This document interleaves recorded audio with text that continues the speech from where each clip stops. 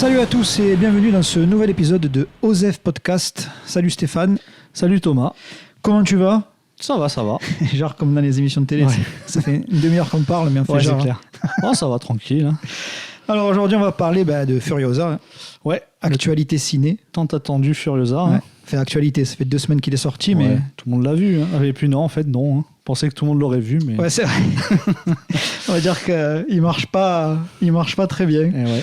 Ouais, enfin bref. Écoute, je sais, Fury Road, il avait bien marché je crois qu'il y avait eu des... Enfin, c'était pas le score attendu, en tout cas. Ouais. Apparemment. Mais enfin, il avait mieux marché au départ que Furiosa. Quoi. Ouais. Alors, Furiosa, moi je l'ai vu 2 fois. Ouais, moi 1 fois. On n'est pas tout à fait d'accord. On n'a pas trop parlé du film pour se préserver pour le podcast. Quasiment rien dit. Ouais.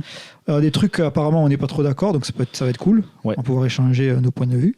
Alors, on prévient, c'est full spoiler. Ah oui, là, c'est clairement... Donc, ça va pas hésiter une seconde à spoiler. Si vous n'avez pas vu le film, n'écoutez pas tout de suite le podcast, allez le voir. Ou si vous en foutez des spoilers, vous pouvez regarder. Mais... Oui. Ouais, en fait, c'est très compliqué de parler de Furiosa. C'est un film très très riche. C'est ça, ouais. C'est un film très très dense et c'est difficile. J'ai galéré pour trouver un angle, un truc pour en parler parce que tu peux vite partir dans tous les sens en fait. C'est ça. C'est un film, je pense que c'est un film qui va être étudié pendant déjà 2-3 ans vraiment pour être sûr de tout ce qu'il représente à travers les symboles du film et tout. Fury Road, c'était ça aussi. Mais voilà, moi j'ai envie d'en parler aussi sur l'angle de la première vision et du ressenti de la première vision en tant que film, sur la première couche de lecture, on va dire. Ouais. Voilà. Après, je vais peut-être... je vais dire ce que je pense du film, évidemment. Je vais dire comment... je vais dire analyser, mais j'aime pas ce terme. J'avais pas un cahier et un stylo quand je regardais le film, tu vois ce que je veux dire. Mais en fait, c'est des trucs... Quand tu repenses beaucoup au film, il y a des trucs qui te reviennent et tu dis putain, c'est génial. Ça y est. Quand tu as la chance de le voir une deuxième fois, quand tu le vois une deuxième fois, tu pré-shot le truc. Tu te dis attends, j'ai pensé ça la dernière fois. Est-ce que j'ai bien pensé à ça ? Et quand tu regardes le film, tu te dis ah oui. Tu as plus de munitions, on va dire, pour analyser justement certains trucs où tu peux passer à côté la première fois. Puis tu fais aussi le deuil de Fury Road. Ouais, clairement. Parce que Fury Road, c'est un film qui nous a beaucoup marqué à tous les deux. Il y a plein de gens apparemment. Oui. C'est une claque. Direct, après, il y a des gens qui ont pris des claques sur celui-là, je dis pas, mais moi, en tout cas, c'est pas mon cas. Quoi. Mais c'est pas la même claque, en fait. C'est ça. On va en parler, c'est assez différent. Et en fait, même si inconsciemment, même si tu te dis, j'ai pas envie de revoir un autre Fury Road, inconsciemment, quand t'as pas la même chose, ça casse un peu tes attentes. C'est ça, t'as quand même envie d'avoir... ça fait quand même 10 ans que l'autre est sorti, donc t'as quand même envie d'avoir... le Fury Road, c'était quand même le film qui calmait tout le monde. Oui, c'est ça. Tout ce qui sortait à côté. On peut dire déjà que t'as moins la surprise de l'univers. Ouais, c'est ça. Voilà. Ouais. Parce que c'est le même univers, t'as un peu moins la surprise de l'univers, c'est vrai. Après, c'est un film vraiment très très différent, même si ça parle presque des mêmes choses, mais c'est quand même appréhendé d'une manière très différente. Du coup, quand tu l'as vu la deuxième fois, tu fais le deuil de tes attentes, tu te dis bon, inconsciemment j'entendais quand même un truc du niveau de Fury Road, et en fait après, quand tu le vois une deuxième fois, tu te dis, moi c'est ce qui s'est passé. Quand j'ai vu une deuxième fois, je me suis dit non, en fait il fallait que ce soit comme ça. Il fallait que ce soit comme ça. Après, pour contrecarrer, je dirais, tu peux avoir un film différent, mais en prenant aussi une claque, tu vois ce que je veux dire. Ouais, je comprends tout à fait. Ouais. Encore une fois, moi c'est pas ce que j'ai eu. Maintenant, je me fixe sur la première vision. J'ai eu beaucoup de, j'étais très mitigé en fait. Et c'est quand même un film auquel j'ai pensé beaucoup. Pendant 3-4 nuits avant de m'endormir, il me sortait pas de la tête, quoi. Donc c'est qu'il y a quelque chose... C'est bon signe. C'est bon signe. Ouais. En fait, moi j'ai pris... là on parle un peu du ressenti de la première vidéo. Après on dira ce qu'on pense du film.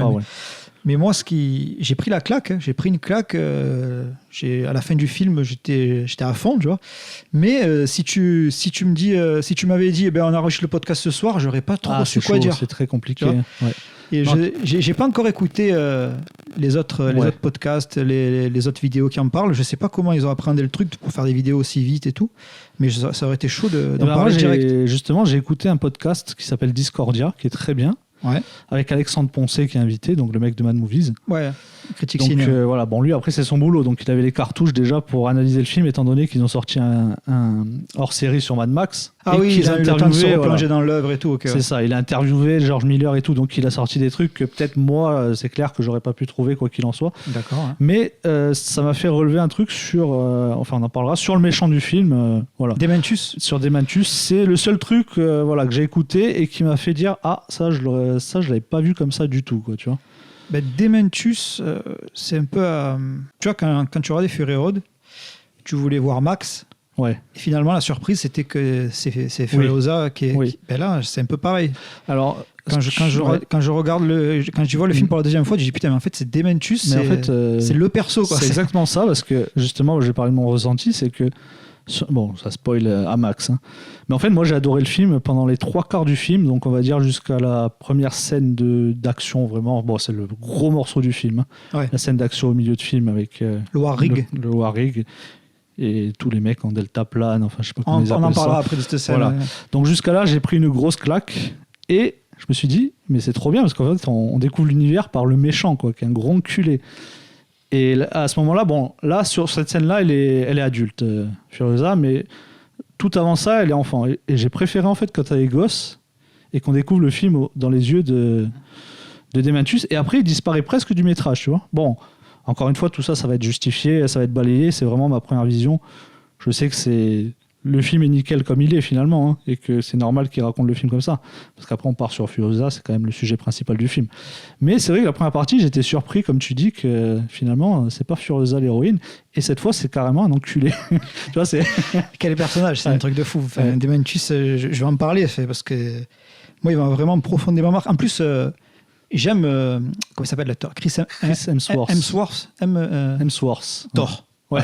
Donc, c'est un acteur que j'aime beaucoup, Thor. Franchement, même quand les films sont pas terribles, je le trouve toujours nickel. Bah, ouais, pour le défendre, en fait, il a le pire perso de Marvel, c'est-à-dire que d'un épisode à l'autre, c'est écrit le Non, mais cul, je dis quoi. Thor, mais bon. Non, mais c'est pour dire qu'il est pas si nul en Thor. Enfin, c'est pas de sa faute. Oui, tu vois, bien c'est sûr. que dans le 1, il est comme ça, dans le 2, il est différent, dans le 3, il est encore.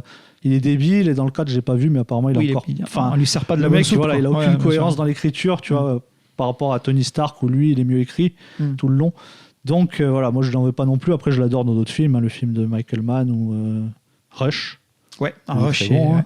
J'allais en parler justement de Rush, parce qu'il dedans il est exceptionnel. Enfin, bon, bref. Et oui, donc Dementus, c'est finalement c'est lui le perso.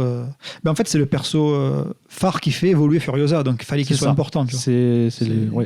Bah bon, il dit après, il dit à la fin, il dit c'est moi qui t'ai créé, quoi. Oui, on est pareil. Voilà, on est pareil, mais sans ce qu'il a fait, en fait, ça serait pas devenu comme ça.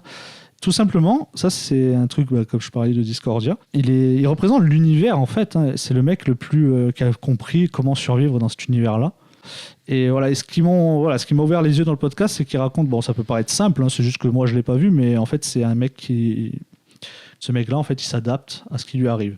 Tu vois, tu es en train de spoiler ce que tu allais dire. Merde. En fait, après, on est d'accord sur le. Enfin, on est d'accord. Non, en fait, voilà. ce que tu es en train de dire là sur le fait qu'il s'adapte, je l'ai pris en pleine gueule en regardant le film Sous la scène. Tu vois que ça n'a aucun rapport. Ça sert de regarder des films. Voilà, parce que le film Sous la scène s'ouvre sur une citation de Darwin. Qui dit « Les espèces qui survivent ne sont pas les espèces les plus fortes ni les plus intelligentes, mais celles qui s'adaptent le mieux au changement. » Et en fait, Dementus, pour moi, je grille un peu l'étape de ce que je voulais parler, mais c'est pas grave, on s'en fout. Dementus, pour moi, le mec, pendant tout le film, c'est celui qui s'adapte à tout le temps. En fait, il perd jamais. C'est ça. En fait, c'est juste une nouvelle situation pour lui. Il accepte tout comme ça vient. Exactement. Et tu vois, par exemple, la première fois qu'il apparaît à l'écran, il est présenté comme Jésus, tu vois, avec un truc blanc, la barbe et tout, c'est fait exprès, c'est vulgaire et tout, tu vois. Présenté comme Jésus. Oui, c'est grossier comme tous les méchants. Il est gentil, il aide la petite et tout. Hein. Pour un quart d'heure après, tu le présentais comme le diable avec l'espèce de fumigène rouge qui lui lève la cape rouge et tout. Ouais. En fait, il change tout le temps. Ouais, c'est ça. Il évolue en fonction de. D'ailleurs, ce plan-là, c'est c'est encore dans le podcast où j'avais pas fait gaffe, mais quand il reçoit cette fumée rouge, il est pas genre je suis en train de. Ça c'est un Warboy, je crois. Non, c'est pas c'est l'autre qui lui prend le pistolet au Warboy. Il me semble. Et qui tire. En fait, tu le vois, il accepte, genre il relève la tête comme si. Ouais. C'est un beau plan en plus. Ouais, c'est un très beau plan. En fait, il devient rouge à cause de cette fumée, et en fait. Tu le vois qu'il prend ça vraiment comme si il prenait du plaisir à voir ça. C'est-à-dire, ça montre qu'en fait, il accepte son sort. Ouais. Et tout le film, c'est ça en fait. Tout ce qui va lui arriver lui. Et c'est la seule façon de. C'est ce qu'il dit à Furiosa à la fin. Hein, c'est la seule façon de survivre dans ce monde. En fait, c'est parce que quand encore une fois, nous on regarde le film avec des repères, nos repères, tu vois. Oui, le bien, le mal, tout ça. Et en fait. Dans Furiosa et dans Mad Max en général, mais surtout dans Furiosa, ça n'existe plus, ça. Non. Il n'y a pas de repère, genre c'est bien, c'est mal, tu vois. C'est ça, exactement. Voilà. C'est dépourvu d'espoir et En fait, ce qui est génial, enfin, ce que j'ai vu après, hein, pas pendant le film, mais ce qui est génial, c'est que c'est une explication sur. J'ai l'impression que George Miller, il a voulu cracher à la gueule de ceux qui disaient que Fury Road, c'était un aller-retour. Oui. Et en fait, il leur montre tout simplement. Parce que dans Fury Road, il te parle de Petroville et de. Oui. L'usine à balles. L'usine à balles. Donc ça, c'est la Bullet Farm, ouais. C'est ça. C'est deux. Bon, j'explique pour ceux qui l'ont pas vu et qui veulent savoir. En fait, je viens de penser, on l'a pas pitché, mais on part du principe que vous l'avez vu. Ouais, mais voilà. bon, au pire, si vous nous écoutez que vous l'avez pas vu, je vous le pitch vite en 30 secondes pour pas que vous soyez complètement perdu. Mais en fait, en gros, ça raconte l'histoire de Furiosa. Donc, c'est une petite fille qui a été enlevée par des tarés dans le Westland. Et tout le monde veut mettre la main dessus parce qu'elle vient d'une terre d'abondance où il y a beaucoup à boire, beaucoup à manger, tout ça. Et en fait, on va voir son aventure. Donc, elle va passer d'un camp à un autre. Et ça va devenir une... Comment ils appellent ça déjà ? Les prétoriennes. Prétorienne Furiosa. Voilà. Donc, elle va devenir une guerrière, tout ça. Et on va voir comment... celle qu'on connaît de Fury Road, du coup. Voilà, donc, c'est très mal pitché, mais parce que c'est compliqué à pitcher, Furiosa. C'est pas une trame de fou. Mais voilà, il faut partir du principe qu'il y a Furiosa qui essaie de se sortir de tout ça et de retrouver sa terre natale. Et tu as Dementus, le gros méchant, qui essaie de l'empêcher et de trouver la terre... Voilà. Sous couvert d'une trame, un film de vengeance. Voilà, et Dementus qui veut à chaque fois s'installer dans un endroit et voler tout le monde. Bref. Si vous avez écouté les épisodes précédents, vous savez qu'on est nul en pitch, donc au pire, allez voir sur Allociné, vous avez rien compris. Vous regardez la bande-annonce. Donc excuse-moi, je t'ai coupé. Et je sais plus du coup. Ah oui, voilà, par rapport à Fury Road, parce que Fury Road, la critique qui revenait, c'est un aller-retour. Un aller-retour, ouais. Et donc, dans Furiosa, on voit Bullet Farm et... l'usine à balles. L'usine à balles et Petroville. Et Petroville. Donc, c'est deux villes qu'on entend parler dans Fury Road et on se dit putain, mais le film est génial, hein. Mais on se dit, il est tellement génial que tu as envie de voir ce qui se passe à droite, à gauche. Et tu dis, les persos, ils font juste un aller-retour. Mais en fait, Furiosa, ça t'explique pourquoi ils font un aller-retour. Et en fait, c'est pas un aller-retour, c'est un autre gimmick, c'est tourner en rond. En fait, en fait je trouve que Miller, il enrichit son univers en l'appauvrissant, en fait, tu vois. C'est-à-dire qu'il te dit, non, mais il n'y avait pas d'autres villes. En fait, il n'y a que ça ici, tu vois. Dans Fury Road, il n'y a que ça. C'est pour montrer le désespoir, en fait. Mais dans Fury Road, il le dit. Il y a au-delà du désert, il n'y a rien. Oui, voilà, il n'y a plus rien. C'est fini. Voilà. Et là, il te le montre, en fait. Il te montre qu'il n'y a que 4 endroits. Et d'ailleurs, ce qui est triste, quand tu revois Furiosa, tu sais que le 4e endroit, donc la zone d'abondance, elle n'existe plus. Et ça, c'est bien foutu en rapport. Quand tu repenses à Fury Road, tu dis, oula, ça, c'est triste parce que ça va être encore plus appauvri, en fait, cet univers, tu vois. Et le premier plan du film, qui est lourd de sens aussi, c'est que ça part de l'espace, que ça se rapproche de la Terre. Quand ça zoome, il n'y a vraiment rien. Oui, voilà. C'est ça. Voilà. C'est pas comme si tu étais aux États-Unis que tu peux redescendre vers l'Amérique du Sud ou tu peux monter au Canada. Non, là, il n'y a rien. Tu vois. Ça, c'est génial parce que, en fait, il enrichit, mais en te montrant qu'il n'y a rien dans ce monde-là et que les persos, ils tournent en rond. Et d'ailleurs, tu as plusieurs gimmicks de persos qui tournent en rond, mais je crois que tu en avais déjà dans Fury Road, genre truc tout con, mais genre le volant, quoi. Tu vois, les mecs, leur dieu, c'est un volant, quoi. Donc le volant, c'est le symbole de tourner en rond, et c'est un monde tellement dépravé qu'il n'y a rien d'autre à faire, qu'il n'y a aucun espoir, et que, en fait, là aussi, moi, je trouvais un peu fade des trucs que j'ai trouvé fade dans le film, comme la vengeance. Mais en fait, la vengeance n'a encore moins de sens que dans notre monde maintenant. En fait, la vengeance, dans le film, elle est nulle. Et c'est pour ça que la trame, moi, ça m'a déçu en termes d'émotion et tout. C'est que j'ai rien ressenti. Mais en fait, je pense que tu peux rien ressentir parce que plus rien n'a de sens, en fait. En fait, c'est ça qui... quand tu vois le film, tu te dis, il va y avoir de l'émotion à la fin quand elle va réussir à l'attraper. Mais en fait, l'émotion, j'ai eu ailleurs, tu vois. Genre, c'est des trucs... Et puis, c'est des trucs vraiment tout cons. Genre, quand elle s'arrache le bras... Le plan, quand il découvre qu'il y a le bras qui pend et tout, j'ai des frissons, tellement c'était épique. Tu vois ce que je veux dire ? Classe. Il y a des trucs, je me dis putain, mais c'est exceptionnel. L'espèce de, on va pas dire d'histoire d'amour, parce que c'est pas vraiment une histoire d'amour. Hein. D'ailleurs, c'est intéressant comme il présente l'histoire d'amour, c'est-à-dire que c'est tellement un monde dégueulasse que il y a pas de baiser, il y a pas de, tu vois, c'est juste que rien que le fait qu'ils s'aiment bien, c'est quelque chose de. Mais voilà, parce que moi, quand j'ai vu ce mec-là, je me suis dit. C'est Snake. Ouais, c'est Snake. Je trouve qu'il ressemble trop à Snake. Ouais, mais tu vois, quand je l'ai vu arriver, je me suis dit, il est fade ou il est classe ? Tu vois ? Il est les deux. Et je crois qu'il est fade, en fait, parce que si tu le compares... Parce que c'est un espèce de max, hein, en gros, enfin, entre guillemets. En fait, c'est tous des max, en plus. Ouais, voilà, c'est tous des max. C'est tous des max. Je me suis dit, il est fade. Et du coup, je me suis dit, mais cette histoire, elle est nulle. Enfin... Mais en fait, c'est parce qu'elle s'attache à très peu. C'est ça. Tu vois, c'est exactement ça. C'est-à-dire, c'est pour ça que je te dis, il n'y a pas de baiser, il n'y a rien de. C'est juste que. Non, c'est ça. Et quand on spoil. Quand oui, vas-y. Quand il meurt, moi, j'ai trouvé ça, mais ça tombait à plat. Je me suis dit, mais c'est ça la mort du mec, là, de son copain. Et après, je me suis dit, mais. Enfin, après, ça, c'était après le film, c'est-à-dire les autres jours où j'y repensais. Je dis, mais en fait, c'est attaché à un mec fade parce que, je sais pas, ils se sont juste regardés une fois, tu vois, il est mignon, lui. Et. Enfin, d'ailleurs, elle te montre, à un moment, elle lui montre, elle a un noyau de pêche qui vient de la zone d'abondance. Ça te montre qu'elle est attachée à un noyau de pêche. Tu vois. Donc, ça te montre qu'elle va s'attacher, dans ce monde-là, tu peux t'attacher vraiment au strict minimum. Et quand ce strict minimum disparaît, et ben, ce mec, il est mort, on passe à autre chose. Tu vois. Mais c'est d'ailleurs, c'est cool que tu parles de cette scène parce qu'elle est importante dans le film. C'est-à-dire, quand le perso il meurt, il s'appelle Jack, c'est ça Praetorian Jack. Ouais, c'est ça. Donc il se fait tuer, donc il se fait traîner en moto, mais c'est en fait il y a un plan fixe et tu le vois passer quasi hors derrière, champ, c'est ça. C'est quasi hors champ. Mais c'est qui est filmé pendant cette scène?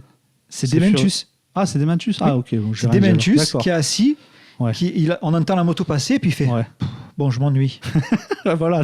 Il s'ennuie. Non mais je veux dire, c'était pour te montrer à quel point il n'y a pas de... Non, c'est ça, il n'y a aucun attachement à rien. Quand ils se font attraper tous les deux, tu as Furiosa et Jack, elle essaie de lui dire des trucs, de lui causer la tête contre. Je sais pas si tu as remarqué ça. Et lui, il arrive, il fait non, ne vous parlez pas et tout. Dementus, il les sépare, tu vois. En fait, il n'y a pas de sentiment, il n'y a rien. Non, c'est ça, il n'y a pas de sentiment. Du coup, quand il meurt, on s'en fout, il est mort. C'est ça, on s'en fout. Ouais. Mais par contre, même pour le spectateur, alors que pour Furiosa, c'est ça qui va décider. Parce que je sais pas si tu as remarqué. Elle veut pas le tuer, Dementus. Elle veut s'échapper. Oui, à ce moment-là, c'est ça. Elle a retrouvé cette espèce d'espoir avec ce mec et elle veut l'emmener dans sa zone d'abondance. Donc en fait, elle abandonne sa. Du coup, c'est ça. Elle veut le tuer à partir du moment où il tue Jack. En fait, il relance un peu sa vengeance, son envie de vengeance après avoir tué Jack. Mais voilà, après moi, je vais dire les choses comme elles sont. Ça m'a gêné. À la première vision, ça m'a gêné. Parce qu'en termes d'émotion, j'ai rien ressenti à aucun moment. En fait, voilà, le film, ça commence à me gêner à partir de cette scène avec ce mec où elle va le sauver avec le sniper. Ouais. C'est à Bullet Farm. Et là, pareil, t'as quand même, bon, même si c'est pas ça qui va rendre le film mieux pour ceux qui n'ont pas aimé, mais c'est une scène qui se passe donc dans une espèce de carrière. Et c'est une route qui fait tout le tour comme dans un gouffre. Tourne en rond. Et voilà, encore, il y a encore ce mimique de tourner en rond. Et ça, c'est, voilà, c'est tout con, mais ça m'a rajouté, de me dire ça. Après coup, ça m'a rajouté de la qualité au film que j'ai pas eu du tout sur la vision. Comment es-tu Jack en tournant en rond? Ouais, c'est ça. Donc, les motards tournent en rond. C'est ça, il y a beaucoup non, mais t'as raison, ce dessin. Ouais. En termes de manque d'émotion, je vais repartir sur ce que j'ai pas aimé dans le film, en fait, à partir de cette scène-là. C'est que non seulement tu n'as plus d'émotion, c'est qu'au niveau de la trame, j'avais trouvé ça vide, je te l'avais dit en sortant, j'ai trouvé ça vide. C'est parce qu'en termes de trame, il n'y a plus rien, en fait. C'est-à-dire de scénario, de suspense, tu vois, même de suspense, j'ai rien ressenti, tu vois. Je veux dire, c'est quand même le climax, entre guillemets, tu vois. Pour moi, un film, ça doit monter crescendo. Tu vois, si j'aime le début et que j'aime pas la fin, je préfère l'inverse, tu vois. Ne pas aimer le début et la fin prendre une claque. Là, ça m'a fait l'inverse. Et voilà, même moi, ce que j'attends dans un film, c'est de l'action, mais dans l'action, il faut qu'il y ait du suspense et de l'empathie pour les personnages. J'en ai pas ressenti. Bon, ça, on va sûrement parler de Anya Taylor-Joy. Et voilà, donc c'est pour vraiment finir sur ce que j'ai ressenti pendant le film. Voilà, j'ai noté les enjeux faibles, en fait. Je trouve que le film est faible, mais ça colle avec tout ce qu'on dit depuis tout à l'heure, en fait. C'est-à-dire que c'est un monde où il n'y a plus rien, quoi. C'est-à-dire que même dans Fury Road, j'avais pas trop compris pourquoi il y avait ces musiciens là pendant la... Tu vois, tu as des musiciens pendant les poursuites. Pour rebondir un peu de ce que j'ai pensé, parce que ça fait écho à ce que... En fait, c'est raccord avec ce que je pense du film, quand tu dis que c'est fade. C'est-à-dire que, par exemple, un Fury Road, Furiosa et Max, c'est déjà des mythes. Ouais. Ok. Là, on te raconte comment naît un mythe. Ok. D'ailleurs, il lui dit, Dementus, à la fin, est-ce que tu auras ce qu'il faut pour devenir un mythe, tu vois. D'ailleurs, la première fois, ça m'avait pas trop plu parce qu'il dit un truc que tu avais compris, tu vois. Il raconte mais c'est quand même pertinent avec film, le personnage. Tu vois. En fait, justement, tout mythe, en fait, ça part d'une histoire vraie. Ouais. Ok.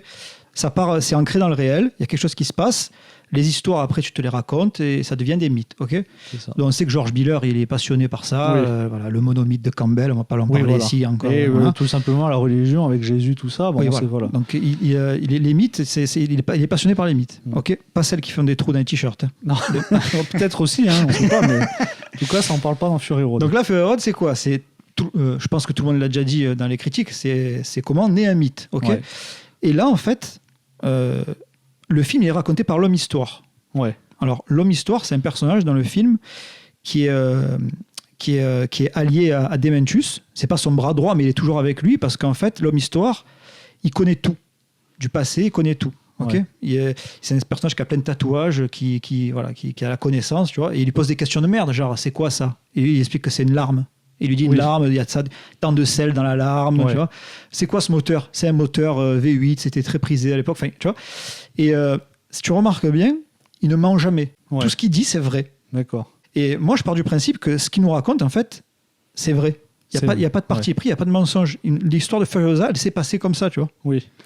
Et d'où le fait, peut-être, le manque d'enjeux, de gros trucs. Parce qu'en fait, je veux pas dire que c'est une excuse pour que ce soit fade. C'est pas ce que je dis, parce que je trouve pas que le film soit fade. Oui, non, je dis pas pareil. Hein, je dis pas c'est nul, mais c'est fait exprès. Voilà, oui, voilà, non, c'est pas ça. C'est juste que, en fait, l'homme histoire, il va te raconter donc l'ascension de Furiosa. Moi, quand je l'ai vu la deuxième fois, j'ai dit putain, mais ça m'a paru évident parce que quand tu vois pour la première fois l'homme histoire, et il dit un truc genre je vais vous raconter l'histoire de je sais pas quoi, et en fait il disparaît comme si c'était un fantôme, tu vois. En fait il est un peu omniscient, c'est un peu un dieu, tu vois, l'homme histoire. Ouais. Et donc en plus il représente le savoir. Donc dans cet univers-là, si tu as le savoir, c'est pour ça que Dementus il est entouré de l'homme histoire et de l'homme qui s'est opéré, qui s'est du docteur, tu vois. Il s'est entouré de Dementus. Et donc c'est raconté par l'homme histoire, et du coup pour moi il va te raconter la vérité sur Furiosa, tu vois. Ouais. Donc pour moi, c'est ça que j'ai trouvé passionnant, c'est que c'est vraiment la naissance d'un mythe, mais pas déformé par les récits, des récits. Il était là, lui, tu vois. Il était là et il te raconte la vérité, tu vois. Il te ment pas. Ouais, ben moi, par exemple, c'est un perso, là, je pourrais pas t'en parler. Pour la première vision, je suis complètement passé à côté de ce perso-là. Donc, du personnage de... Ouais, pour ça, je te laisse développer. Ce que tu as développé, c'est intéressant, du coup, parce que je suis passé complètement à côté, quoi. Quand tu racontes... oralement un mythe. Tu vois, les histoires se transmettent oralement depuis la nuit des temps. Okay, lui, Miller, il fait pas ça, il te montre des images. Donc en fait, il travaille l'image. Donc il faut montrer visuellement comment petit à petit un mythe se construit. Tu vois. Et il te le montre vraiment. Il te montre la vérité. Et si tu montres quelque chose de vague, d'à peu près, tu vois, ça aura moins d'impact que si tu racontes un truc vraiment ancré dans le réel. Tu vois. Et c'est pour ça, d'ailleurs, je rebondis, comment ça se fait que je suis rentré cash dans l'univers. Pourquoi j'achète tous les personnages? Pourquoi j'ai l'impression que ça marche, que ça vit, qu'il y a quelque chose hors champ, tu vois ce que je veux dire? Et là, je vais partir un peu dans mon analyse, entre guillemets, personnelle. Donc, autant c'est moi qui ai fumé complet. Autant non, mais c'est ça qui est bien dans ce film, c'est que ça part dans tous les sens.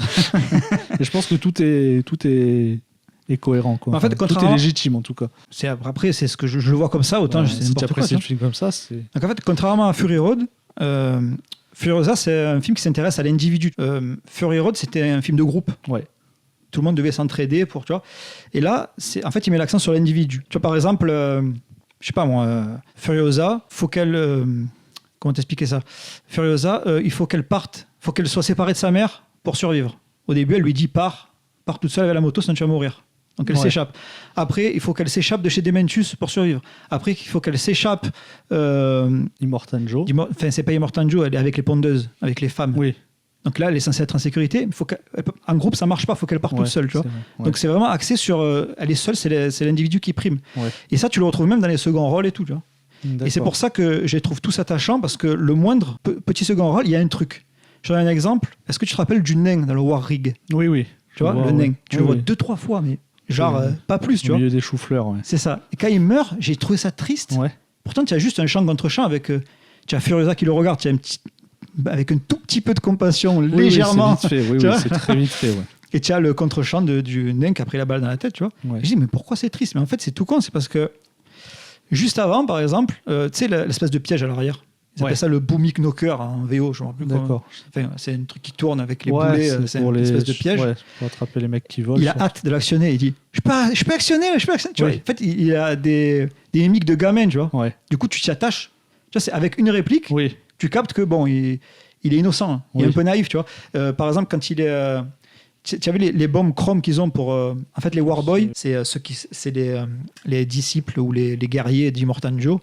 Et en fait, avant de se suicider ou de faire les kamikazes, avec une bombe chrome, il se peint le visage et écrit « Soyez témoin » et il se suicide, tu vois. Donc c'est un truc important. Hein. Ouais. Et genre, lui, dedans, il joue à se peindre les mains, tu vois. Donc tu vois qu'il est un peu en dehors de tout ça, tu vois. Ouais. Et du coup, c'est ça qui le rend attachant. Et quand il crève, ça fonctionne. Je te dis, il aurait pas dû être là et se faire tuer. Mais tu as plein d'exemples comme ça.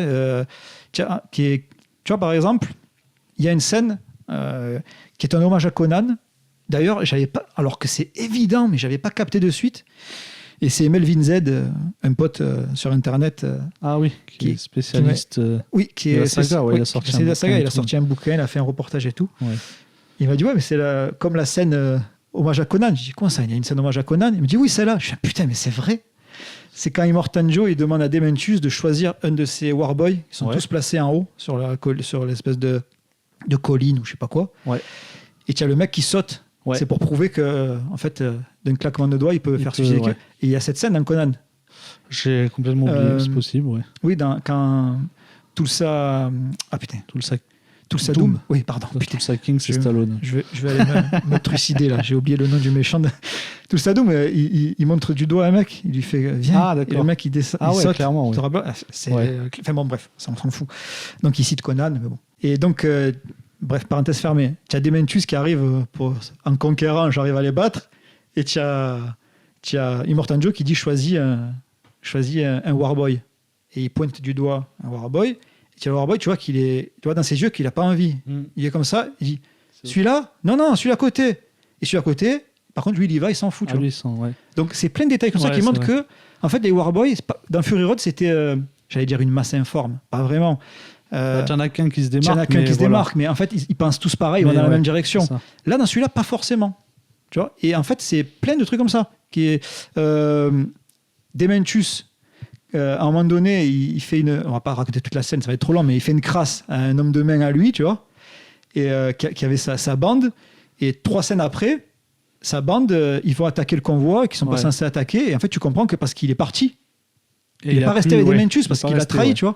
Et il y a plein de trucs comme ça qui fait que... avec les cornes, là. Ouais, le mec avec les cornes. Oui, d'accord. J'ai pas fait gaffe à ça, qu'après, il était plus, tu vois. Oui. Mais je vois qu'à un moment donné, il est vraiment contre ce que fait Demencius, parce que lui, Demencius, encore une fois, il n'hésite pas à sacrifier ses hommes. C'est ça, ouais. Et en fait, s'il a besoin sur le moment, quoi. Oui, il s'en fout, il en a rien à foutre. Et c'est pour ça, en fait, que je trouve... En fait, comme c'est cohérent, alors je vais utiliser un terme aussi qui a été galvaudé depuis l'avant-dernier Zelda et Red Dead Redemption 2, mais c'est un univers organique. C'est-à-dire que même quand tu n'es pas là, tu as l'impression qu'il se passe des trucs. Oui, c'est ça. On parlait tout à l'heure de Demencius. Il y a beaucoup d'ellipses dans le film. Oui. À chaque fois qu'il y a une ellipse, c'est plus le même.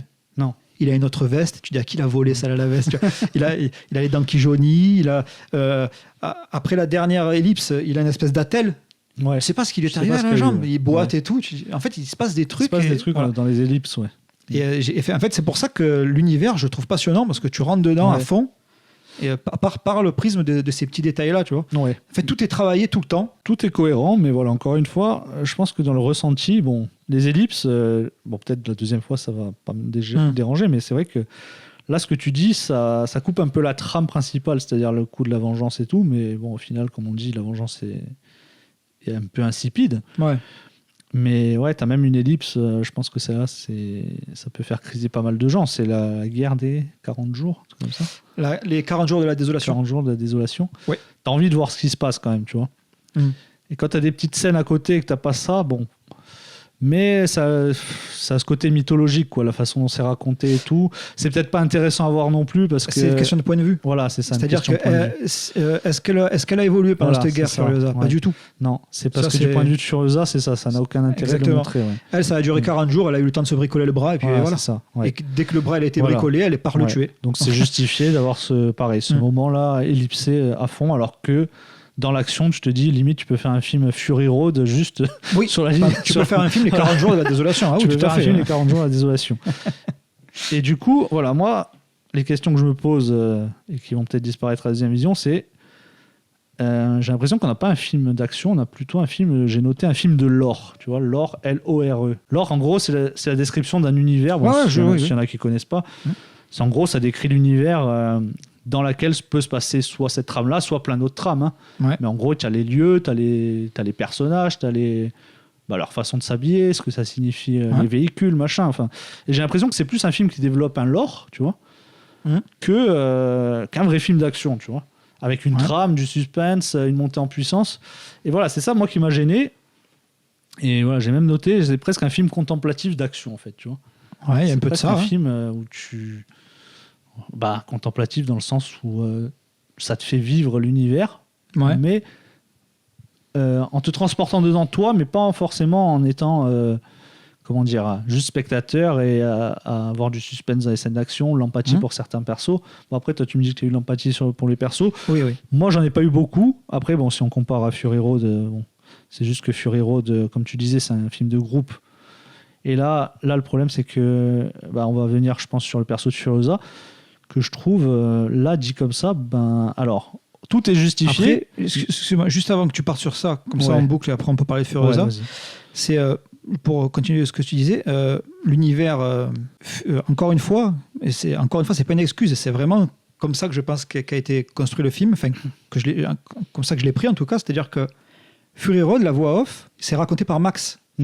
Donc il y a des accélérations, c'est un truc de taré, c'est over the top parce que Max il est taré. Donc c'est lui qui te raconte ça. Oui. Non mais c'est lui la voix off, tu vois. Et là c'est l'homme histoire qui te raconte un truc plus posé. C'est pas réaliste pour nous, mais dans la diégèse du ça m'apprendra à utiliser des mots compliqués. Dans la diégèse du film, ce qui se passe en fait, c'est la réalité, la vérité. C'est pas, tu le vois pas au travers d'un mec taré qui a des flashs de sa fille, tu vois ce que je veux dire. Et du coup, pour moi, c'est pour ça que ça explique le côté un peu contemplatif. J'allais dire, c'est ce que tu cites en premier quand tu vois des horizons et tout. Sergio Leone, c'est pas vraiment Sergio. Oui, mais même dans l'action, en fait. C'est pas vraiment Sergio Leone, c'est juste que tu as des passages calmes où tu te dis, mais pourquoi il dure longtemps ce plan, tu vois. Et après, c'est rattrapé par un truc qui fait sens, tu vois. Par exemple, quand, comment il s'appelle, Jack, le Pretorius Jack, fait la vire du camion, tu vois. Il la vire du camion après la scène d'action. Elle veut voler le camion et il l'a fait tomber, tu vois. Et tu as le camion qui se barre, et tu as elle qui attend. C'est un peu long, je sais pas si tu te rappelles. Et après, il revient à pied. Et encore une fois, je t'ai dit, là, encore une fois, il te raconte la vérité. C'est-à-dire que le temps qu'il arrive à pied, ça met du temps. Donc, il n'y a pas de, y a pas de cut. Il arrive vraiment. Il n'y a pas d'ellipse. Et si tu veux, voilà. Et si tu veux, l'horizon, d'ailleurs. Et il y a des moments comme ça importants, je trouve qu'il prend son temps parce qu'encore une fois, c'est ancré dans la réalité, dans la continuité. Enfin bon, je pars peut-être un peu loin, mais c'est comme ça. Non, mais après, tu as raison, parce que de toute façon, on est dans un désert, et dans un désert, c'est pour te montrer aussi qu'il n'y a rien autour, et que si tu marches d'un point à l'autre, c'est long, quoi. Et puis d'ailleurs, il y a un truc génial que j'ai trouvé, je crois que c'est dans 2 scènes. Je crois que le premier, c'est un dialogue entre... c'est un truc de mise en scène, hein. Un dialogue entre la mère de Furiosa et sa fille, donc Furiosa, il me semble, et l'autre c'est cette scène là quand Jack arrive de l'horizon, vient parler, et c'est 2 scènes de dialogue, mais je sais pas, silencieux, mais je sais pas si j'ai déjà vu ça au cinéma en fait, dans une salle de ciné en tout cas. Alors il y a peut-être d'autres films comme ça, hein. Tu veux dire les blancs entre les phrases, tout ça? Tu entends que les phrases, tu n'entends rien d'autre. Pas de je me suis dit là, s'il y a un mec qui tousse dans la salle, enfin là le leader il a vraiment fait confiance au spectateur, hein. Parce que si un mec qui parle, tu n'entends que lui en fait, tu n'entends rien d'autre, et ça en termes de sound design, enfin, ces 2 scènes, elles sont trop bien. Enfin, c'est une expérience, je ne crois pas avoir vécu ça au cinéma, parce que je pense que dans d'autres films, il y a toujours un petit son des décors, enfin, comment on appelle ça, le son de l'arbre, des trucs comme ça. Oiseaux, et là, non, là c'est le désert. Tu ressens vraiment. Mais tu n'as même pas le son du vent dans les dunes. Il n'y a rien du tout, il n'y a que les dialogues. Parce que l'univers est mort, il n'y a plus rien. Tu n'as rien autour, et je me suis dit, putain, là, s'il y a un mec qui lâche une caisse, le film est foutu, quoi.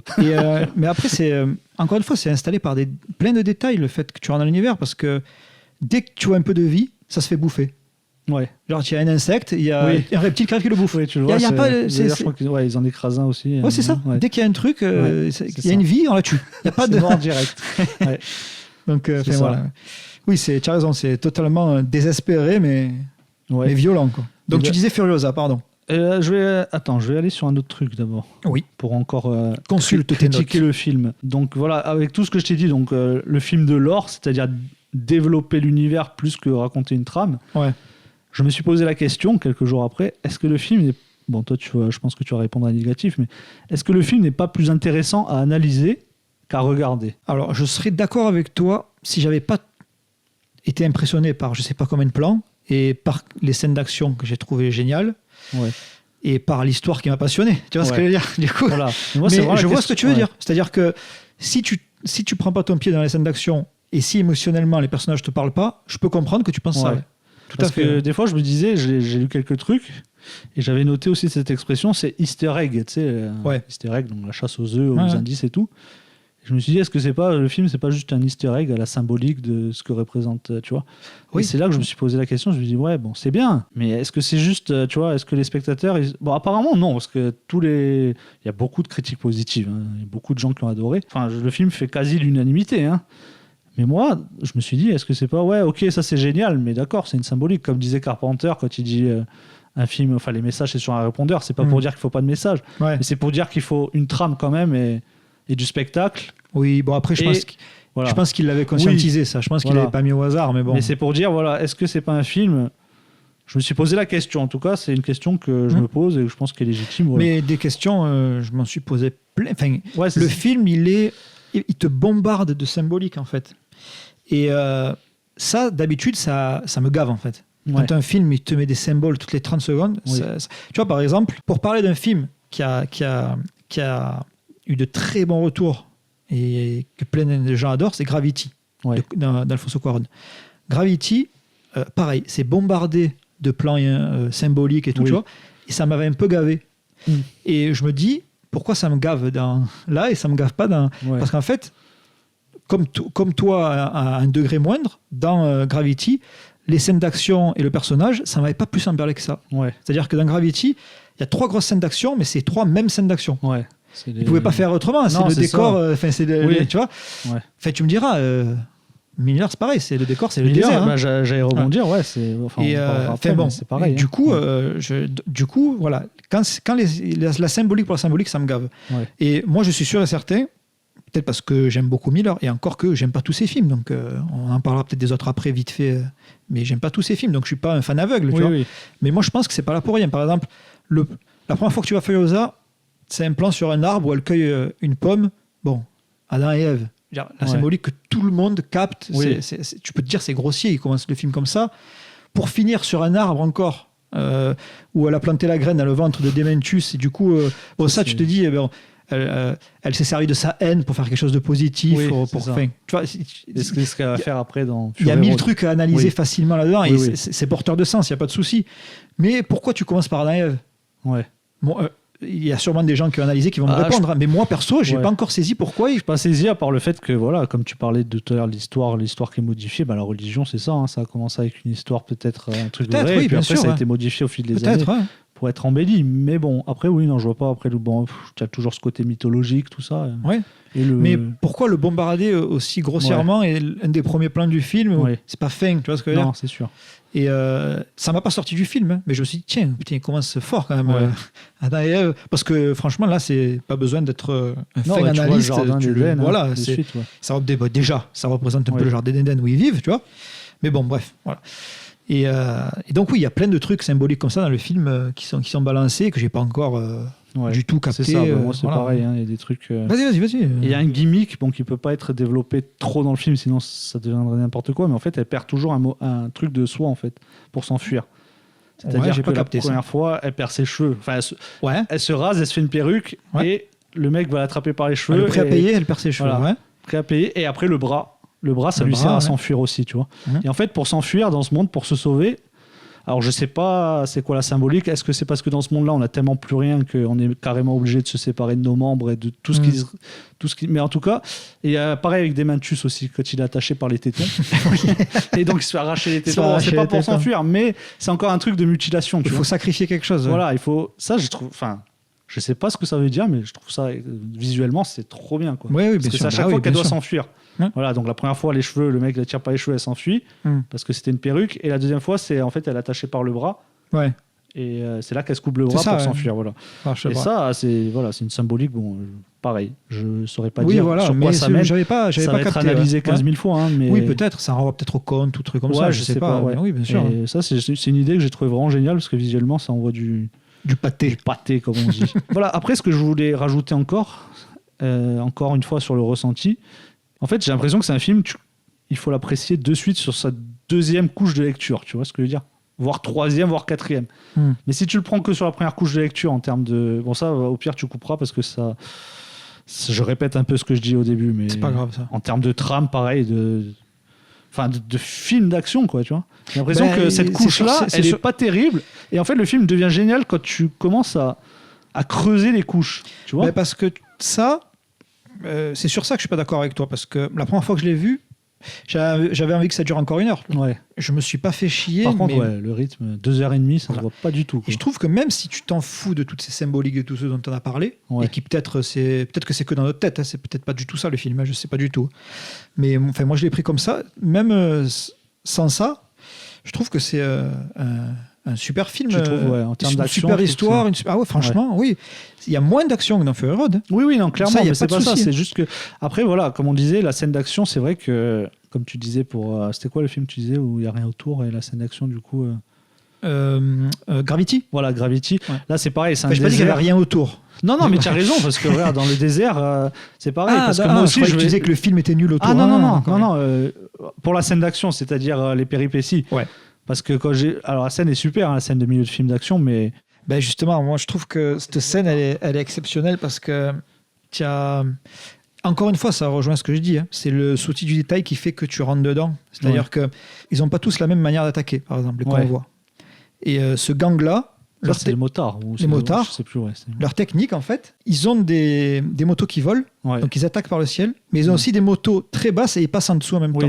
En fait, ils t'attaquent par en haut, par en bas, tu vois. Ça. Et ça, encore une fois, il n'y a aucun moment où le personnage dit on va attaquer par en haut et par en bas. Tout, voilà. Tu vois tout dans l'action, tu comprends leur plan, tu dis attends. Ce qui est génial, c'est que c'est une scène de pirate, en fait. Oui, exactement. Oui, bien sûr. Oui, non, ça, c'est même dans Fury Road, c'était ça. Voilà. Oui.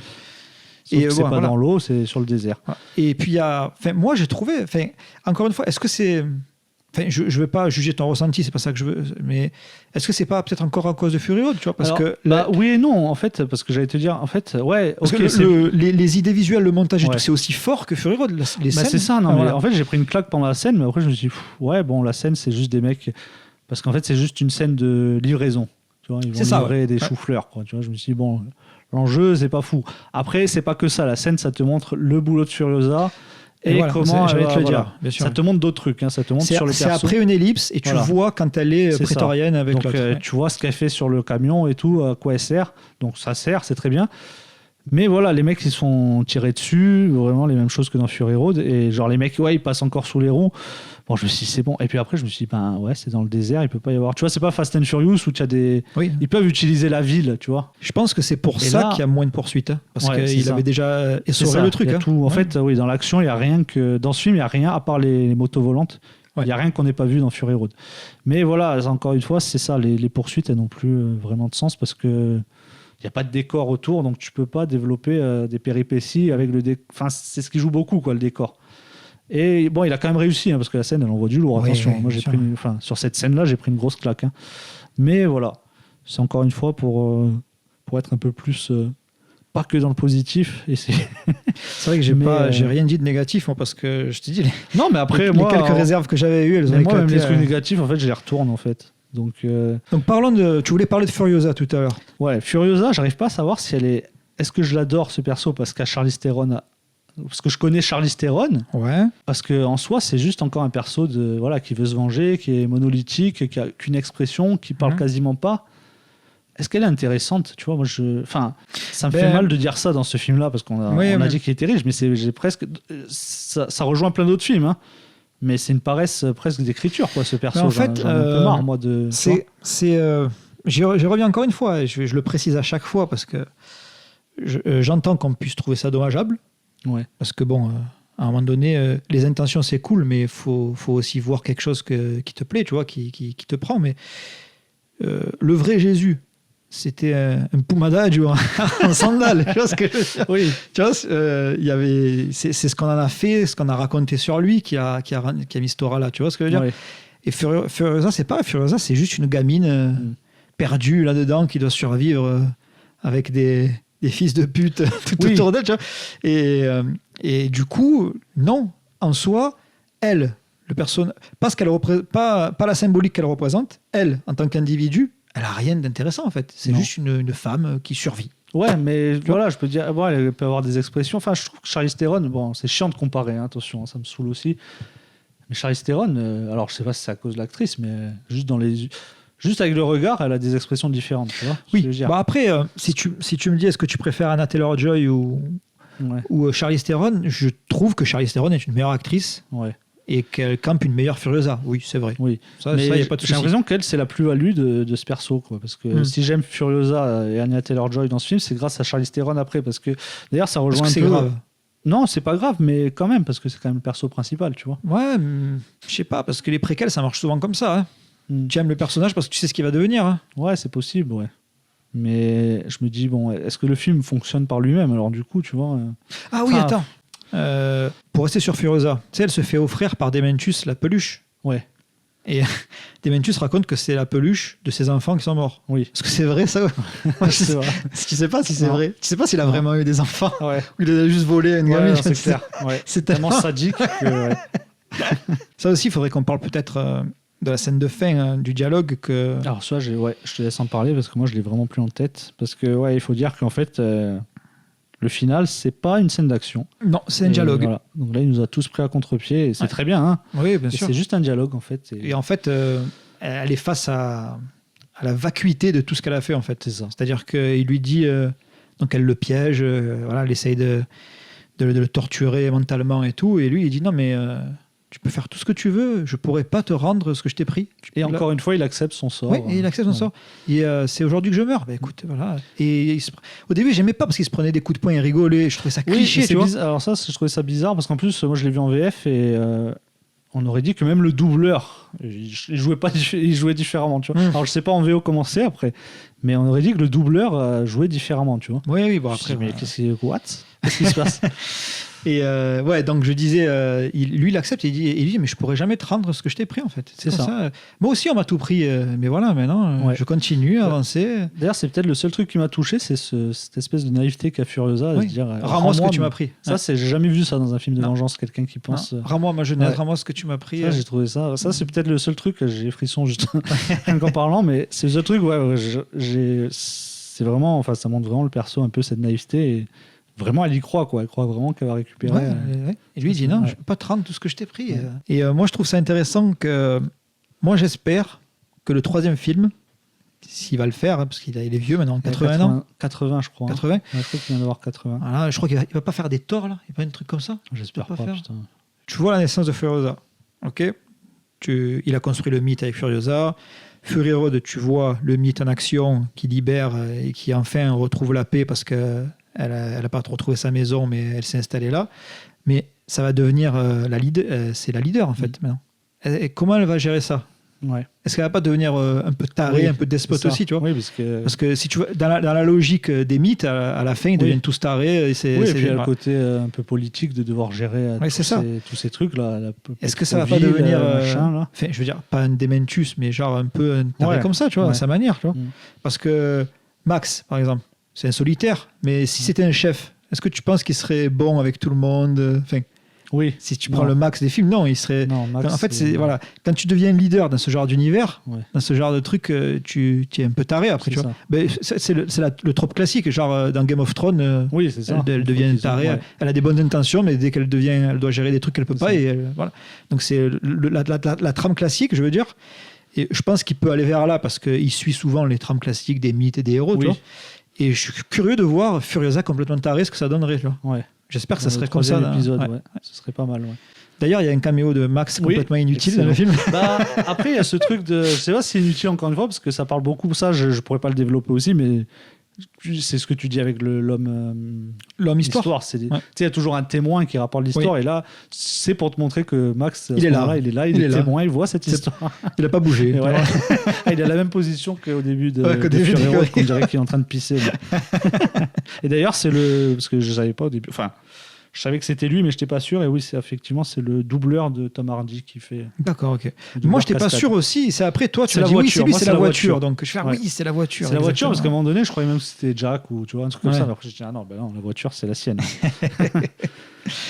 Enfin, voilà. Bon, moi, je pense que j'ai un peu tout dit Voilà, donc franchement, allez le voir. Parce que je trouve que c'est même si au final vous allez le trouver moyen, je pense que c'est important de voir ce genre de film. Vous n'allez pas en voir tous les jours. Non, et ça c'est sûr. Voilà, ça va être dans 11 ans le prochain. Voilà. Et après, je voulais dire, attends, 2-3 Et moi, je trouve toujours que les réalisateurs qui s'intéressent encore une fois aux mythes, aux héros, tu vois. Ouais. Je trouve, tu vois, par exemple, Clint Eastwood, lui, il le fait, mais de manière moins mythologique, il s'intéresse aux héros américains, tu vois. Oui. C'est quoi Oui, c'est moins... il déconstruit le héros américain, il met de l'ambiguïté. Il met l'ambiguïté. En fait, c'est pas tout noir, tout blanc, c'est compliqué. Enfin, il s'intéresse comment tu deviens un héros. Impitoyable, c'est un chef-d'œuvre absolu, tu vois. Mais il le fait même dans ses films mineurs. Hein. Ouais. Il le fait tout le temps, hein, même dans Sully. Dans les derniers, là, c'est que ça, quasiment. C'est quasiment que ça. Ces cinéastes-là qui font ça, moi, je trouve ça toujours passionnant. Ça me passionne à chaque fois. Tu vois, pourquoi tu t'intéresses aux héros? Pourquoi même un truc tout con, hein, genre quand t'es gamin, pourquoi le héros, ça te fascine? Et en fait, le fait de se questionner sur des trucs comme ça, ce qui est encore plus passionnant, c'est qu'ils te donnent pas vraiment de réponse dans leurs films. C'est juste, alors voilà comment on fait un héros. Voilà, c'est pas vraiment des héros en soi, quoi. Oui, voilà l'ambiguïté, voilà comment les créer, voilà pourquoi c'est passionnant et tout. Mais comment ça se fait que depuis la nuit des temps, on se raconte des histoires et tout, ça, ils donnent pas la réponse. Non. Mais le fait d'en parler, de se questionner, de travailler sur ça, je trouve ça toujours passionnant. En fait, oui, après, ça revient toujours à l'humain au final, tu vois. Oui, ça fait écho à des questions beaucoup plus complexes qu'on va pas évoquer ici parce que j'ai pas les outils, hein, honnêtement. Mais je trouve ça toujours passionnant. Au-delà du fun que te procure. Parce que Fury Road, c'était ça aussi. En fait, Fury Road, c'est con à dire, mais quand tu le vois, c'est dans le top 10 de tes films préférés direct. Oui. Moi, c'est pas le cas de Furiosa. Mais bon, ça, c'est parce encore que, une fois... En fait, c'est. Les planètes se sont alignées. C'est-à-dire qu'il s'est dit, je vais raconter, donc. Je vais m'intéresser à des héros comme d'habitude, leur place dans l'univers, pourquoi, voilà, leur rôle et tout. Mais je vais raconter ça au travers d'une scène d'action de 2 heures. Du coup, tu t'es dit, c'est le rêve de. C'est ça. Oui, c'est énormissime, tu vois. Là, ils pouvaient pas refaire la même chose. Donc, après, c'est le truc que je me suis dit pendant le film, encore pour critiquer la trame de Furiosa qui est pauvre. Entre guillemets. Non, mais non, par rapport à ce que j'ai dit. Oui, je sais. Ce que je veux dire, c'est que Fury Road, c'est un survival. Ça dure 3 jours, je crois, tu vois. C'est en temps réel. Et l'autre, il dure sur je sais pas combien d'années. Sur une vie, ouais. Et en fait, t'as presque moins de péripéties. Voilà, c'est ça qui m'a gêné encore une fois. Hein. C'est vraiment pour balancer des trucs qui m'ont gêné. T'as moins de péripéties alors que le film il dure sur des années et des années que Fury Road qui dure en mode survival où tu peux pas critiquer le fait que en 3 jours il va pas se passer 1 milliard de trucs. Mais voilà, c'est encore pour faire mon chiant. Hein. Non, tu fais pas le chiant. On se pose des questions, c'est normal. Ouais, non, c'est ça. En fait, c'est plein de questionnements ce film. C'est ça qui est passionnant. Après, bon, la réalisation, pareil, je pense qu'il faut. Oui, bon, après, je pourrais te sortir des plans que j'ai trouvés énormes et tout. Mais après, en fait, ce qui est impressionnant, encore une fois, c'est le montage. Ouais, c'est comme dans Fury Road. C'est pareil, dans Fury Road. Oui, là, c'est le frère jumeau en termes de réalisation. Quand je parle avec des gens de Fury Road, et comme des gens qui aiment pas trop ou quoi, je leur cite toujours cet exemple. Je dis, mais cinématographiquement, le montage de ce film, il n'a pas été récompensé pour le montage? Je sais pas. Je cite toujours cette scène un exemple parce que au cinéma, j'avais trouvé ça énorme et je retrouve pas ça je retrouve ça ailleurs. Je retrouve pas ça. Attends, je vais essayer de faire cette phrase sans mettre 400 négations. Je retrouve ça nulle part ailleurs. Voilà. C'est-à-dire que il y a du monde sur le camion. Il se passe 1 milliard de trucs en même temps. Ok.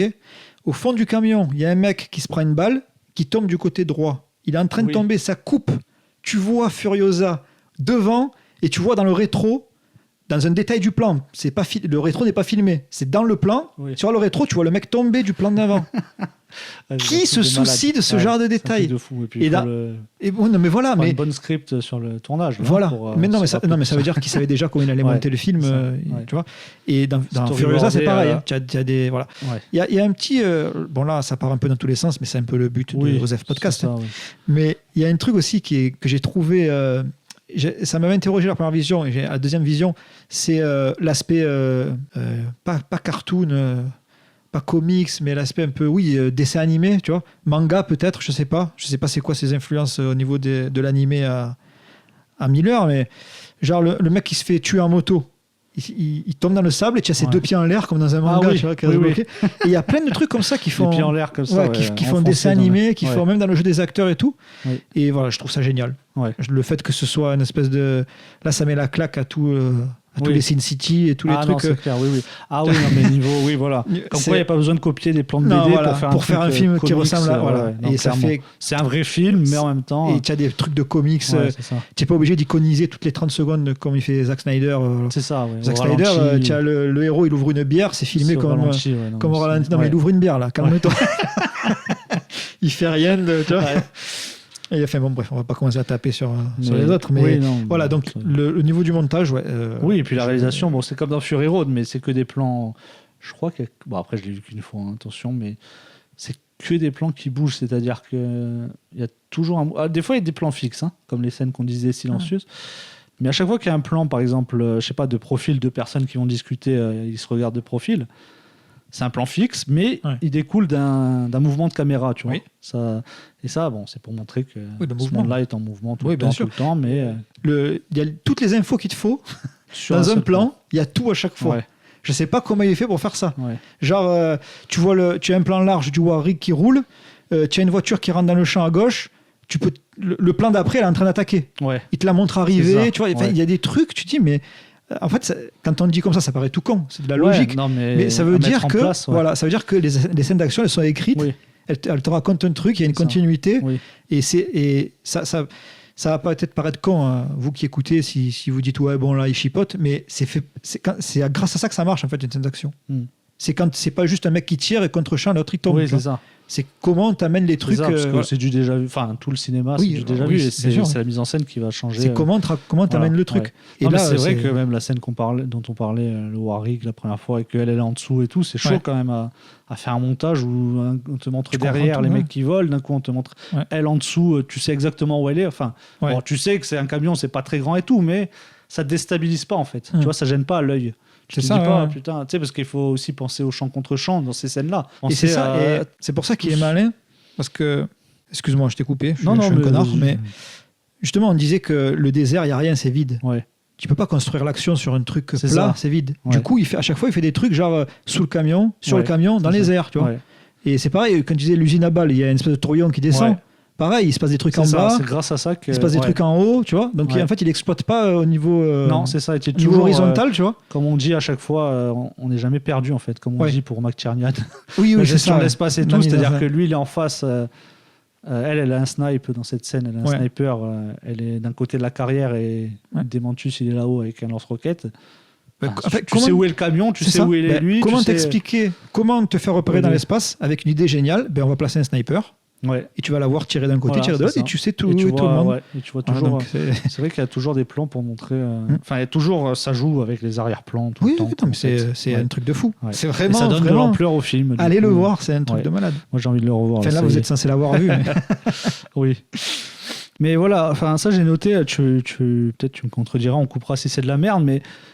On parle de cycle et de tourner en rond, mais même dans la saga, en fait, c'est cyclique, j'ai l'impression. Je vais mettre le 3 de côté parce que j'ai complètement oublié. Le premier, c'est un film de vengeance. Deuxième, c'est gros film d'action-poursuite. Fury Road, gros film d'action-poursuite. Et là, encore film de vengeance. Et à la fin, il te relance sur Fury Road. Oui, d'accord. Je vois. Tu sais, c'est tout court, mais... Non, mais moi, je pense que tu vois à la fin, j'ai dit, oh putain, il faut que je retourne dans Fury Road. Non, mais je pense que ça tourne en rond. Non, je pense que même la saga, tu vois. C'est pas du tout tiré par les cheveux parce que le coup du cycle dont tu parles, le fait que ça tourne en rond, j'avais pas capté. Je trouve que c'est pas. Moi, c'est pas pour suranalyser, c'est juste parce que je me posais la question de pourquoi il te remontre la fin de, tu vois. Pourquoi t'as une ellipse en plus, tu vois. Tu te dis bon. Je pense pas que ce soit juste pour faire la continuité. Ouais, voilà. C'est trop con. Je pense que oui, c'est sûr. Et puis après, je me suis dit, putain, c'est vrai que quand tu rates ça, en fait, tu as envie de relancer. En fait, l'univers lui-même tourne en rond dans la saga, quoi, tu vois. Ouais, tu as une espèce d'effet miroir parce que dans le 1, tu vois comment Max devient un mythe et dans le 2, c'est le mythe. Et là, c'est l'inverse. Dans Fury Road, c'est le mythe et dans l'autre, il te montre comment devient un mythe. Oui, tu as une espèce aussi d'effet miroir. Oui, bien sûr. Et après, voilà, le 3, c'est pour ça que je pourrais pas le classer là-dedans. Mais... On a fait plus d'une heure sur Furiosa. On a relevé 1 milliard de trucs. Franchement, c'est un film de malade. C'est vraiment un film de malade. Donc, et je pense que je pense que tu as raison, et on va encore l'analyser. Oui, c'est ça. Ça va être analysé sur 10 ans. Mais c'est vrai que quand je suis sorti, j'étais pas très content. Et là, franchement, avec le temps, bon. Et d'ailleurs, je voulais parler encore d'un dernier truc. Et c'est pour moi, je pense que c'est la marque d'un grand film. C'est qu'on a critiqué des trucs genre les CGI, les machins. Ouais. Mais quand tu rates ce film, tu t'en bats les couilles. Mais en fait, c'est parce que le film est trop bien filmé et trop bien réalisé. Quoi. The Host, ouais, voilà. C'est un chef-d'œuvre absolu pour moi. Les effets spéciaux sont moches. Hein. C'est ça, mais même on dit les musiques. Ah, les musiques sont nulles, mais les musiques, on s'en fout dans le film. Ouais. Moi, je pense que. Les musiques, c'est le son. Enfin, le film, il commence, le logo, t'as pas de musique, c'est le son d'un moteur. Oui. Et en fait, la musique dans le film, c'est ça, c'est le moteur. Je sais pas si t'as remarqué, toute la première scène, la longue poursuite de la mère qui veut récupérer Furiosa. Au début, la première fois que j'ai vu le film, je croyais qu'il y avait un son design de tambour derrière. Ah oui, d'accord. Non, c'est le bruit du moteur. C'est le bruit du Parce qu'à un moment donné, elle coupe et il n'y a plus le. Donc la musique, c'est le moteur, ça fait des bruits de tambour. D'accord. Donc oui, c'est total. Oui. Mais tu avais ça aussi dans Fury Road. La musique, elle était dans la jazz. Ah, j'utilise encore le mot jazz, pardon. Elle était dans la jazz puisque c'est le mec qui faisait la guitare qui faisait la musique. Oui, exact, ouais.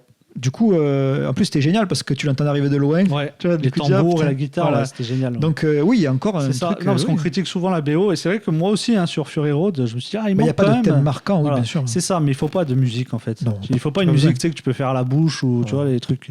Non, il faut que la musique, elle vienne le son. Enfin, la musique, elle y est, elle accompagne, elle est bien. Hein. J'aime bien, moi, dans Fury Road. Oui, non, mais en fait, c'est. Mais elle prend jamais le pas sur le son des véhicules, en fait. Disons qu'autant s'il y en avait, c'était bien. Ouais. Mais le fait que s'il n'y en a pas, ça ne dérange pas, donc il n'y a pas de problème. Oui, en fait. C'est pas problématique. Ouais. Ah non, pas du tout. Ouais. Il y a certains films que je trouve pour critiquer les trucs que j'ai vus souvent critiqués et qu'en fait, pour moi, c'est. Ah, donc ça revient dans les critiques, le fait que la musique. Ça, je l'ai lu CGI. Bah, en fait, moi, quand j'ai vu le film et que j'ai des trucs qui ne m'ont pas plu, j'ai lu des critiques négatives parce que je me suis dit, j'arrive pas à mettre le doigt dessus. Trucs qui me plaisent pas, et en fait il y a que des trucs comme ça, genre trop d'ellipses ou tu sais, les incohérences à la con, genre après, ce perso il devrait pas faire ça je m'en bats les couilles, tu vois. Et pareil, les CGI ratés, franchement, dans ce film, ça montre vraiment. Alors je crois qu'il y a une scène où il y a des mecs qui tombent du Warrig et que c'est un peu moche. Le reste, je pourrais même pas te citer. Alors, ou alors je suis aveugle, hein, mais je pourrais même pas te citer un CGI vraiment dégueulasse. Moi, je pense qu'on a passé un cap. Enfin, je dis ça parce que il y a eu un gros après Avatar. Ça a été la course il fallait que ce soit parfait et tout ça. Maintenant, je pense qu'on a passé un cap, c'est plus. Oui. Non, mais pour moi, les grands réalisateurs, Del Toro, quand il fait Blade 2, il y a des effets spéciaux assez dégueulasses. Ouais. Spider-Man aussi, quand il court sur les toits. Voilà, c'est juste que c'est bien filmé. Tu es tellement dans le truc. Ça aurait été bien qu'on les voit pas. Ça aurait été bien. Mais c'est pas. Voilà. Il y a plein de films d'horreur des années 80 que je trouve. C'est des chefs-d'œuvre et tu vois le latex, c'est pas grave. Ça va, c'est bon. Écoute, on a fait quand même plus d'une heure sur Furiosa. Ouais. Bah écoute, on va s'arrêter là. Ça marche. Voilà, au revoir tout le monde. N'oubliez pas de vous abonner, on le dit jamais, ça, on n'a pas l'habitude encore. Donc n'oubliez pas de vous abonner, de liker, de faire des commentaires. Des stats, la monter un peu. Voilà, si vous connaissez des gens qui aiment bien le cinéma. Partagez, même si vous n'écoutez pas, vous partagez. Voilà. Un like. Donc là, on a un peu enchaîné les vidéos de critiques, tout ça. On va essayer de faire d'autres vidéos comme la première avec des invités pour parler peut-être d'autres choses, parce on s'était fixé, c'est pas vraiment calculé, mais de parler surtout de culture populaire au sens général. Donc on va essayer de parler de jeux vidéo, un peu d'autres choses. Enfin, voilà. C'est cool. Ouais. Donc à plus tout le monde, et bonne soirée si vous nous regardez le soir, et bonne journée si vous nous regardez la journée. Ciao. Au revoir.